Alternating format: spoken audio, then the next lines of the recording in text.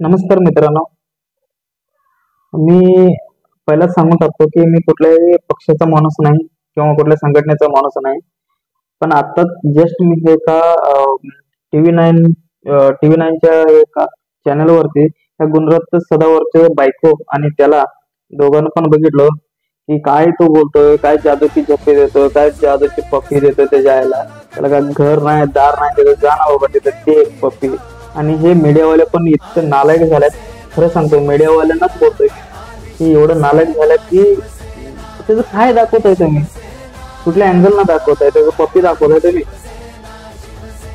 हे काय. आणि तो आता बिग बॉस मध्ये जाणार. आता बिग बॉस मध्ये जाऊन आता काय तिथं बोंबलणार नाही कोणाच्या नावानं. काय? त्याच्यावर केलेला व्हिडिओ आवडत असेल तर कमेंट करा, लाईक करा, सबस्क्राईब करा. त्याला रोज धुणार आहे मी, आता सुट्टीच नाही आला.